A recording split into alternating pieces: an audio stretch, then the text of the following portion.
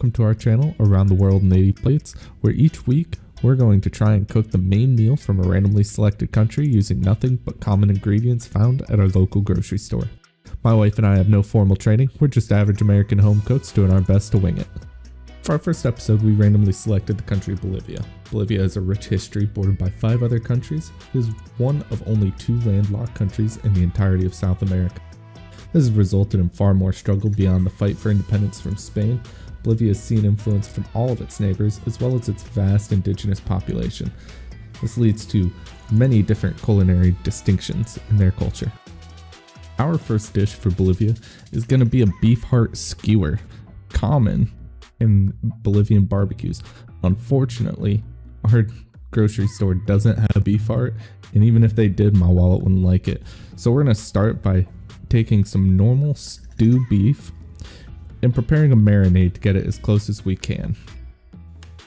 To prepare our marinade, we're going to want a bowl in order to mix all of these ingredients in. And we're going to start this off with a half cup of ají panca paste. Unfortunately, my store doesn't carry that, so instead we're going to be using a half cup of this gochujang, red pepper paste, which should act as a pretty decent substitute here. So we're just going to scoop that out of the bin and throw that in the bowl for mixing. If you find yourself fighting with it too much, you can just grab a knife and scoop out that measuring cup of all of that paste. Next up, we want to finely chop about 3 cloves of garlic. So we're going to go ahead and pry those cloves off of that bulb there. Once we've gotten those cloves off of the bulb, we're going to give the cutting board a quick wipe down with a wet paper towel to remove all of those shards from the bulb itself. And then next, in order to get all the rest off to peel them, we're going to just lay them down, put the knife on them, blade facing away, and give them a quick smack with the palm of your hand, making sure not to cut yourself. And that should open up the garlic clove to just easily be removed from all of that skin. Now with all of the cloves peeled, you just want to give them a good quick rough chop, slicing however works best for you. There's no real art to it, you can just slice it and then do the little rowboat method over it with your knife. So here I am, I'm just giving them a quick chop, and the size doesn't matter since you're not going to really be stewing it, it's just going into the marinade for that flavor. Now we're just going to dump it into that mixing bowl along with that pepper paste from earlier. Next, we're going to add a 1/4 cup of red wine vinegar. First, we're going to start by prying off that no fun slow pour block and get that on out of the throat of the bottle there. And then we're going to use our liquid measuring cup to pour out that 1/4 cup and then just add that into our mixture. Now we're going to add in our dried spices, starting off first with a full tablespoon of dried oregano. And we're just going to scoop that directly out of the bottle there and add it into our bowl. After that, we're going to add in a teaspoon of cumin. Now here the recipe calls for adding salt to taste, but given it's a marinade, I just opted to give it a couple cracks with the fresh salt. However, I would probably add a couple more if I were to do it again. Now here the recipe calls for a full half cup of olive oil. However, my wallet doesn't exactly like that, and I was running low on olive oil, so I used regular vegetable oil and it worked just about the same. We're just going to pour that into the liquid measuring cup and then just pour that into the mixture. Now after giving that a good solid stir and getting all of those ingredients nice and homogenized, we're going to add our raw beef chunks directly into the bowl.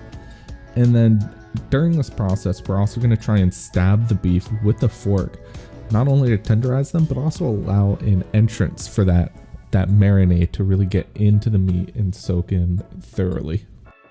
Now after letting that beef marinate for at least 24 hours, we're going to take it out and throw it on the grill. Ideally, you don't want to be grilling when it's raining, and you also want to be able to get more than one burner lit, but we weren't so lucky and we really wanted to eat, so we pushed through. Now if I did this again, I wouldn't have cooked them for as long, let them get as charred. I tend to prefer my beef a bit more on the rare side, but that's just personal preference. Now here we're looking to prepare our Bolivian cheese rice, and we're going to start by preparing all the various ingredients to be sauteed. Starting first with finely chopping up half of our red onion, and we're going to use what I like to call the Gordon Ramsay method just because that's where I learned it. Going along slicing long ways and then giving it a quick dice, nice and easy, being very, very careful not to chop up your fingers. With our garlic, we're going to be putting it through the mincing machine, but we still want to peel it first. So as with before, we're just going to give it a quick smack with the knife and just free up all of that garlic clove from the skin. After giving our pan a little splash of olive oil, we're going to saute those red onion chunks in there. And about halfway through, we're going to add the minced garlic. We don't want to add it too soon so it doesn't burn while the onions are cooking, but we still want to get that garlic nice and sauteed in with it. And when the onions start looking a little translucent, perhaps even a little brown around their edge, that's when we're going to want to add our 2 cups of uncooked grain rice. Now, the recipe looks for shorter grain, but I'm not about to go out of my way and buy a different kind of rice than what I usually use. So normal rice works too. After you got that into the pan though, you're going to want to add in 5 cups of water. Now, our cocktail for this country is called Yungueña, and it's very simple and has only 3 ingredients. Unfortunately, I still managed to mess that up. The first is the Bolivian brandy, the Singani. Unfortunately, we can't find it anywhere, so we got Mexican brandy instead. Still made with grape, should be just about the same. Then you also need orange juice and simple sugar syrup. I also had some mango syrup here that we tried. It's still not as good as doing it the traditional way. Now, ideally, you want to have one of those metal bartending cups instead of just pouring the ice directly into the glass. And you want to do the shaking and then pour it so that there's no ice in the martini glass. But this was my first time and I was winging it hard. Now for the cheese part of the cheesy rice, I'm taking 10 ounces of queso fresco and cutting it into these long slabs. However, if I were to do this again, I would still do the slabs, but then I would cut them down to more of a, let's say, 1/2 inch by 1/2 inch squares to make that melting easier later on. Once most of the water is gone from the rice, we're going to cut the heat down to about a medium low and then add in our milk, and that's going to be just 1 cup of the milk. With the milk now added to the rice, we're going to add in our slabs of that cheese, trying to space them out as much as we can so that they can melt evenly. And like I said before, the slabs were not ideal. Little chunks would be much better for melting, and you'll see that towards the end of the video.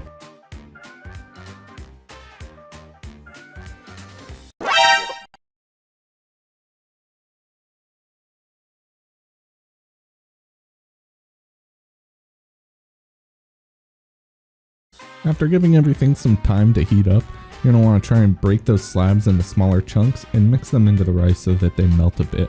The rice will feel a little sludgy at this stage, but it'll get better later on. Once the rice is cooked to your liking, you can then throw that onto a plate. I used it as a bed for the beef, so you can just go ahead and spoon the rice on that plate, make a nice bed, and then try and pry the beef off of that skewer. Once you've got the beef off the skewer and onto that bed of rice, I opted to top it with a little bit of diced green onion. Now, like I said before, there was a lot of challenges making this recipe and things I would do different, like not grilling in the rain, chopping up my cheese into smaller slices. I'd also probably grill the beef for a shorter amount of time, and maybe starting on the rice ahead of time. I'm going to include the recipes for everything cooked and prepared today in the description. I want to thank you for watching. If you decide to cook this meal for yourself, let me know and send me a picture.